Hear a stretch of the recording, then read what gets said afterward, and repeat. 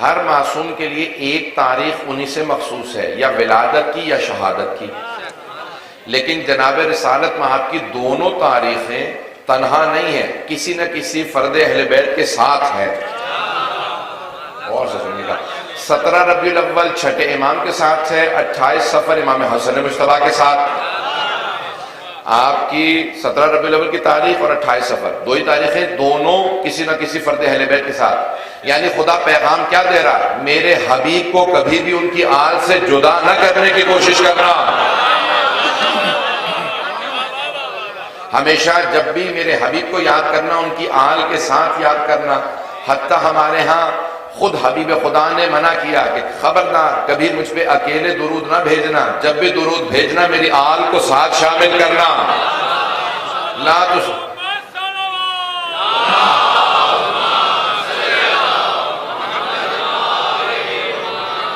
توجہ ہے، جناب حبیب خدا کی حدیث ہے نا کہ آپ نے فرمایا لا تصلوا علیہ صلاۃ البترا، مجھ پہ دم بریدہ درود مت بھیجنا۔ قیل یا رسول اللہ ما صلاۃ البترا، یہ دم بریدہ صلوات کیا ہے؟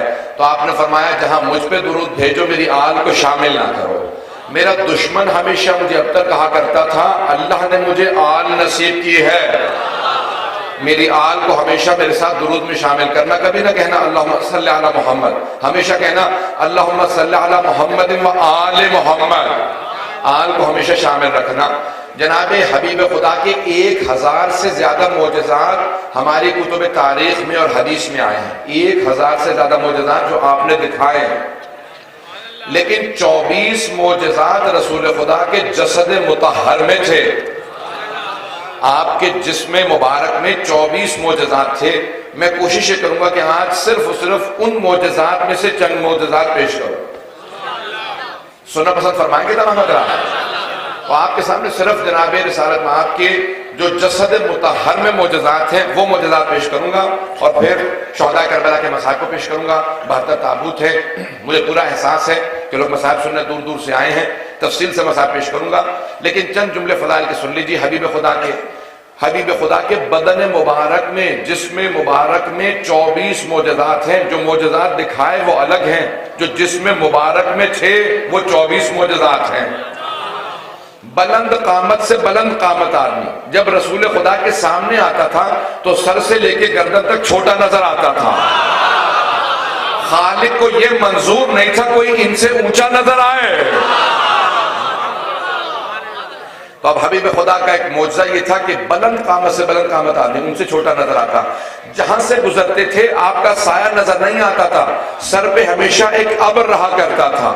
خالق کو یہ منظور نہیں تھا کہ ان کے سائے پہ بھی کسی کے پاؤں آ جائیں، بھائی خالق کو یہ منظور نہیں تھا ان کے سائے پہ پاؤں آئیں۔ اب اگر حبیب خدا کچھ نواسوں کو کاندھوں پہ سوار کرے تو خالق کی اجازت تھی نا۔ غور سے سنتے رہیں گے، میں بہت تیزی سے آگے بڑھتا رہوں گا۔ تو اب حبیب خدا کے جسد مطہر میں 24 معجزات ذکر کی ہیں۔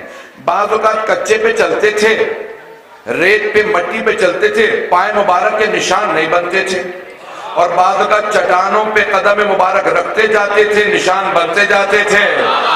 جب پوچھا صحابہ نے یا رسول اللہ یہ آپ کے کچھ جگہ پہ نشان بنتے ہیں کچھ جگہ نشان نہیں بنتے، کہا مجھے پورا اختیار ہے کہاں میرا نقش پا رہے کہاں نہ رہے۔ جسے پاؤں کے نشان پہ پورا اختیار ہے اسے دلوں پہ کیسے اختیار نہیں؟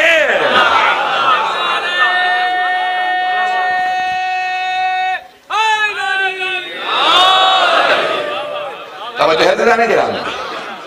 اب حبیب خدا کے جسد مطہر سے متعلق، جسم مبارک سے متعلق جو معجزات لکھی ان میں سے ایک معجزہ لکھا ہے کہ رسول خدا کے بدن مبارک سے جو پانی مس کر جاتا تھا وہ شفا کا سبب بنتا تھا۔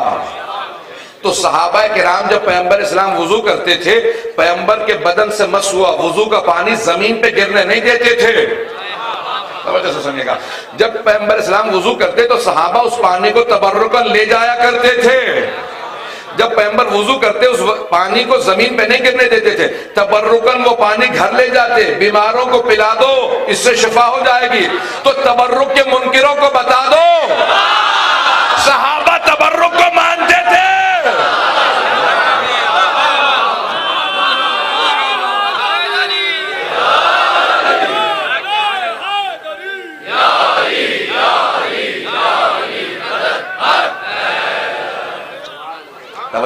عزیزان گرامی، تو اب تبرکن صحابہ بھی اس پانی کو گھر لے جایا کرتے تھے، کیونکہ پیغمبر کے بدن مطہر سے مس ہو گیا تھا۔ ایک زندہ معجزہ پیغمبر اسلام کا جسد مطہر میں یہ تھا کہ کوئی اگر بیمار آتا، آپ اپنا لعاب دہن لگا دیتے، شفا مل جاتی۔ اگر پانی کنویں کے اندر خشک ہو جاتا، اپنا لعاب دہن ڈالتے، پانی کنویں کے اندر بھر جاتا۔ اگر پانی کھارا ہوتا تھا، لعاب دہن ڈالتے تھے، پانی میٹھا ہو جاتا تھا۔ جس کے لعاب دہن کا اثر ایسا ہو، اس کے خون کا اثر کیسا ہوگا؟ اب 24 معجزات لکھے ہیں، میں بہت تیزی سے گزر رہا ہوں۔ یہاں تک لکھا ہے کہ پیغمبر کی پیشانی سے ایسا نور نکلتا تھا کہ امہات المومنین کہتی کہ اگر دن میں ہم سے سوئی کھو جاتی تھی تو ہم رات کا انتظار کرتے تھے۔ رات میں تو اور زیادہ تاریکی ہوتی ہے، کہ نہیں، رسول خدا رات میں تشریف لاتے تھے، جو دن کی روشنی میں سوئی نہیں ملتی تھی، رات میں پیغمبر کی پیشانی کے نور میں مل جاتی تھی۔ تو لوگوں سے کہو اگر ہمت ہے اور کہو محمد ہم جیسے۔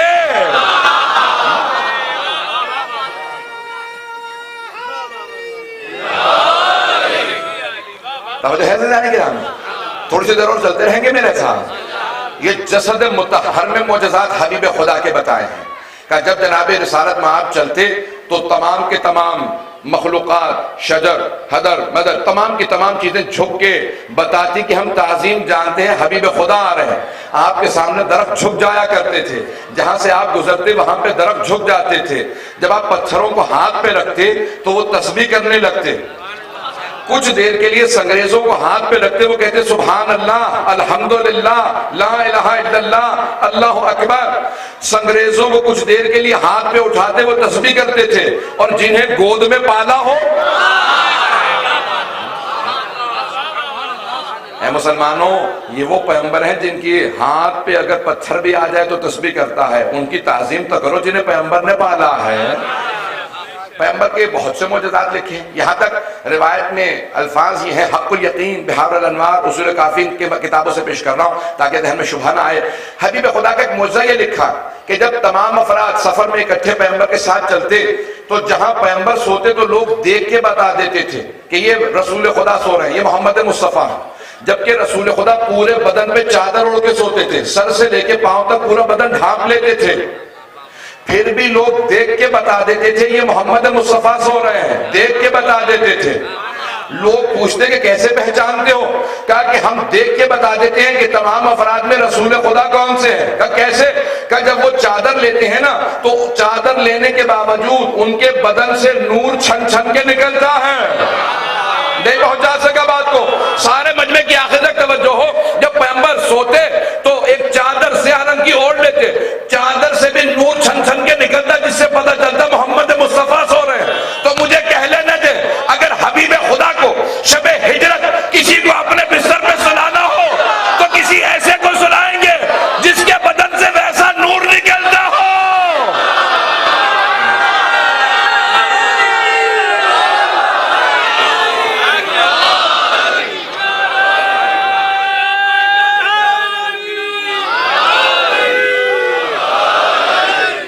مجھے کہہ لینے دے، جب حبیب خدا کے بدن سے ایسا نور نکلتا ہے، شب ہجرت اگر کسی کو اپنے بستر پہ سلانا چاہیں تو کسی ایسے کو اپنے بستر پہ سلائیں گے جس کے جسد مطہر سے ویسا ہی نور نکلتا ہو جیسا پیغمبر کے جسم سے نور نکلتا ہے۔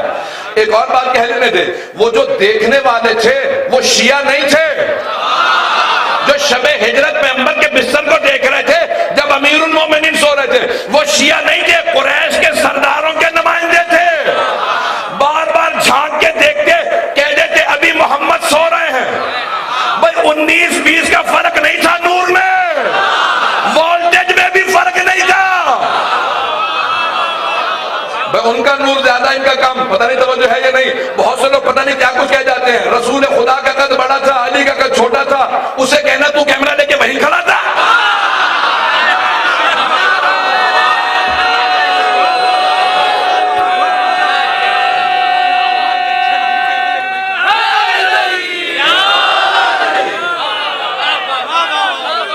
بڑے پیارے انداز سے سن رہے ہیں، جناب سیدہ کا اسی طرح سے سایہ قائم و دائم رہے تمام مومنین کے۔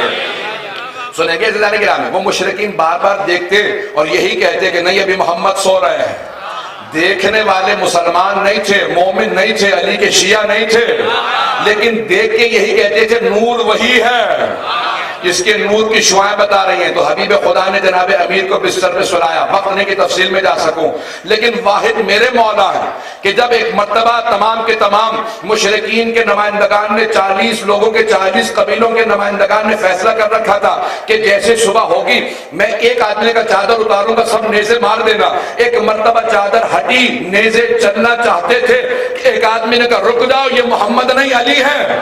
نیزوں کے سائے تھے، علی سے پوچھا محمد کیا کہاں ہے؟ کب میرے پاس امانت رکھوا کے نہیں گئے تھے؟ اتنے اطمینان سے صرف شیر خدا بات کر سکتے ہیں۔ ہم نے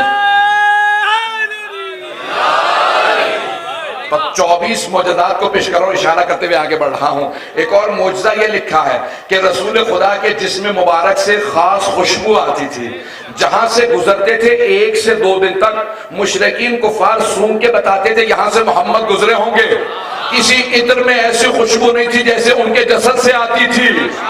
تو اب سمجھ میں آیا نا، یہ حدیث قصہ میں امام حسن حسین جب گھر میں آئے تو جناب سیدہ سے کہا انی اشم عندک رائحۃ طیبۃ کانھا رائحۃ جد رسول اللہ، مادر گرامی آپ کے پاس سے ایسی خوشبو آ رہی ہے جیسی نانا کے جسم سے آتی ہے۔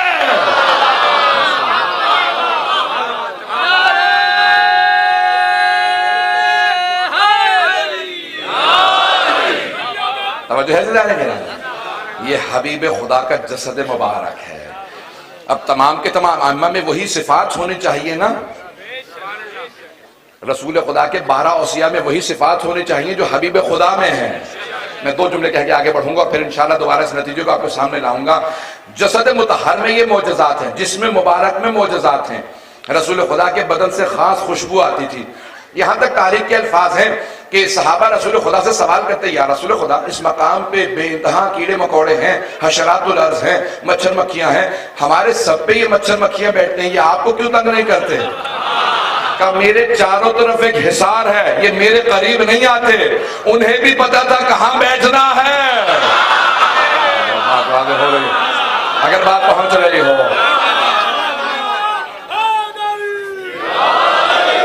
میں توجہات کا طالب ہوں سب کی، بہت تیزی سے آگے بڑھوں گا۔ تو اب جناب رسالت میں آپ جہاں کچھ دیر بیٹھ جاتے، وہاں سے وہ جگہ بتاتی میرے قریب پیغمبر اسلام گزرے ہیں، خوشبو بتاتی، یہاں تک کہ مکے سے اکثر لوگ کہتے تھے کہ جہاں رسول خدا جس ممبر پہ بیٹھتے تھے وہاں سے مدتوں رونے کی آواز آتی رہی۔ تو پوچھا امام سے کہ مولا کیا بات ہے؟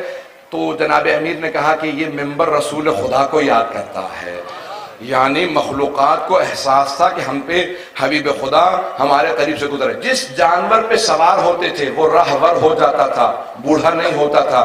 جس اونٹنی پہ سوار ہوئے وہ بوڑھی نہیں ہوتی تھی، جس گھوڑے پہ سوار ہوئے وہ بوڑھا نہیں ہوتا تھا۔ نہیں پہنچا سکا جملے کو۔ جس گھوڑے پہ ایک مرتبہ سواری کرتے تھے وہ بوڑھا نہیں ہوتا تھا، جوان رہتا تھا۔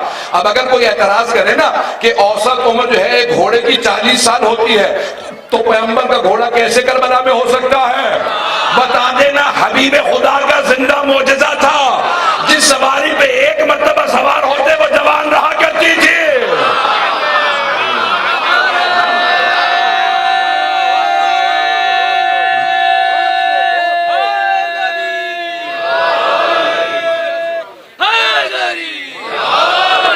سب کی توجہ ہے میرے ساتھ؟ عزیزان گرامی، حبیب خدا کے جسد مطہر کے آثار ایسے تھے کہ سب کو بتاتے تھے، آثار بتاتے تھے کہ آپ حبیب خدا ہیں۔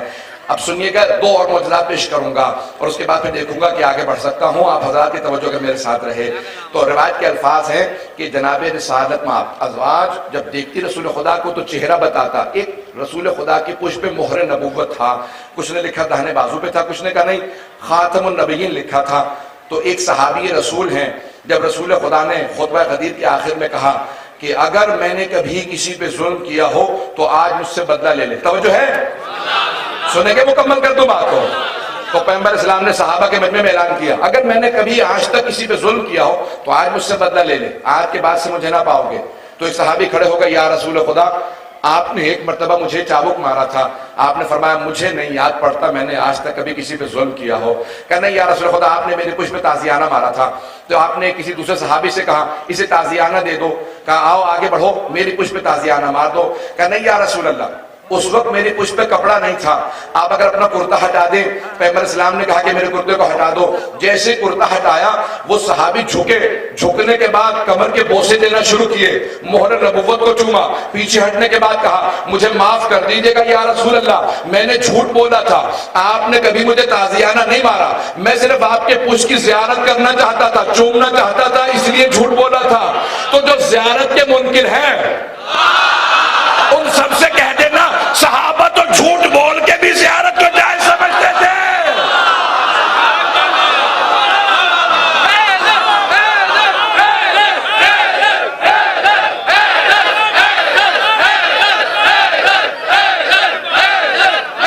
توجہ ہے ذرا نہیں، بس ایک آخری پہلو کو پیش کر رہا ہوں، اس کے بعد پھر چند اور مطالب پیش کروں گا، پھر مسائل کی طرف آ جاؤں گا، تفصیل سے مسائل پیش کرنا چاہتا ہوں۔ جانتا ہوں تاخیر بہت ہو چکی ہے، میرے بھائیوں، میرے بزرگوں، میرے بچوں، جناب حبیب خدا کے تمام معجزات میں آپ کو آپ کی رسول خدا کی آل ہمیشہ آپ سے وابستہ نظر آئے گی۔ اب یہاں پہ جناب ام حبیبہ ہیں، بہت رتبہ ہے جناب ام حبیبہ کا، زوجہ رسول ہیں رضی اللہ عنہا، بہت مقام ہے۔ فتح مکہ پہ باپ نے فیصلہ کیا کہ میں بھی مسلمان ہونا چاہتا ہوں۔ ابو سفیان کی بیٹی تھی، پورا خاندان دشمن رسالت تھا، لیکن حضرت ام حبیبہ ایمان لے آئی تھی، ہجرت کر کے مدینے گئی، رسول خدا نے زوجیت میں لیا۔ اب اشارہ کرتے ہوئے آگے بڑھ رہا ہوں، مجھے پورا یقین ہے اپنے مجمع کی حسن سماعت پہ کہ سارا مجمع پہنچ جائے گا۔ جب فتح مکہ پہ مجبوراً باپ نے ایمان قبول کیا تو بیٹی سے ملنے کے لیے گیا، جیسے پہنچا تو کہا کہ بیٹی ملنے کے لیے آیا تھا، کہا یہ تشریف رکھیں۔ جب بیٹھنے لگے تو کہا بابا جان رک جائیں، یہاں نہیں بیٹھ سکتے۔ ایک مرتبہ بستر کو ہٹایا کہ بابا جانا بیٹھ جائیں۔ جب وہ بیٹھنے لگا تو ایک مرتبہ کہا کہ بیٹی مسلمانوں میں باپ کا احترام واجب ہے، اور اب تو میں بھی مسلمان ہو گیا ہوں، باپ سے تم نے بستر کو ہٹا کے پھر بٹھایا کہ بابا جان یہ بستر رسالت ہے، اس بستر پہ جناب رسول خدا آرام کرتے ہیں، میں آپ کو بھی جانتی ہوں جناب رسالت میں آپ کی معرفت بھی رکھتی ہوں، آپ اس لائق نہیں کہ بستر رسالت پہ بیٹھے، تو مجھے کہنے نہ دے جو بستر رسالت پہ بیٹھنے کی صلاحیت نہیں رکھتے وہ منبر رسالت پہ۔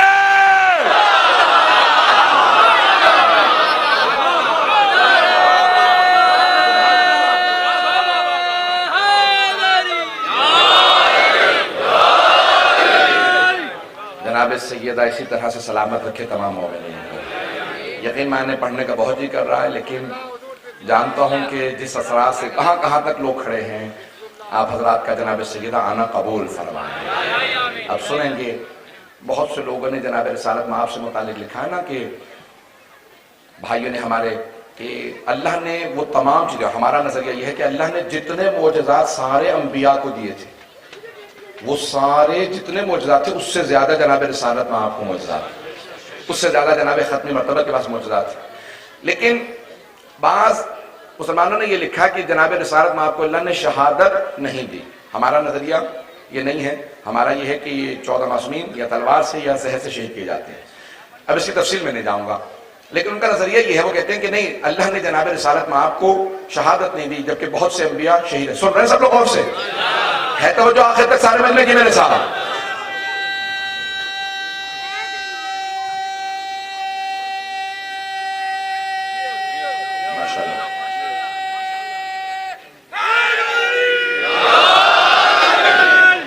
آپ کے حسن سماعت کی نظر کر رہا ہوں، تو اب جناب رسالت میں آپ سے متعلق کہتے ہیں کہ آپ کو اللہ نے شہادت نہیں دی، لیکن اللہ نے 2 نواسے عطا کیے، حسن اور حسین علیہ السلام۔ توجہ رکھیے گا ذرا گرامی، وقت زیادہ نہیں ہے، میں سب کا احترام کرتا ہوں، کسی کے بھی دل شکنی نہ ہو جائے۔ تو اب کہا 2 نواسے دیے اللہ نے، شہادت کی بھی 2 قسمیں ہیں، ہاں جہری اور سری۔ عزیزان گرامی، چھپی ہوئی اور آشکار، چھپی ہوئی شہادت زہر سے ہوتی ہے اور آشکار کھلی ہوئی شہادت تلوار سے ہوتی ہے۔ اللہ نے رسول خدا کو 2 نواسے دیے اور 2 نواسوں کو 2 طرح کی شہادتیں دی، ایک کو چھپی ہوئی شہادت دی، ایک کو کھلی ہوئی شہادت دی۔ حسن مجتبیٰ کی شہادت زہر سے ہے، حسین کی تلوار سے۔ تو اب سب علماء نے لکھا، شاہ محدث ولی اللہ دہلوی صاحب نے لکھا ہے، وہ کہتے ہیں، شاہ صاحب کہتے ہیں کہ اللہ نے رسول خدا کو 2 نواسے دیے، دونوں نواسوں کو ایک ایک طرح کی شہادت دے دی۔ وہ کہتے ہیں ان 2 نواسوں کی شہادت ان کی شہادت نہیں ہے، ان دونوں کی شہادت رسول خدا کی شہادت ہے۔ میں کہتا ہوں شاہ صاحب بالکل صحیح کہتے ہیں، شاہ محدث ولی اللہ دہلوی نے کہا کہ حسن حسین کی شہادت ان کی شہادت نہیں ہے، رسول خدا کی شہادت ہے۔ تو مجھے کہہ لینے دیں، اگر امام حسن حسین کی شہادت ان کی شہادت نہیں، رسول خدا کی شہادت ہے، تو پھر ان دونوں کا قاتل رسول خدا کا قاتل ہے، اور رسول خدا کا قاتل رضی اللہ عنہ نہیں ہو سکتا۔ برحمتك يا أرحم الراحمين وصلى الله على محمد وآله الطاهرين.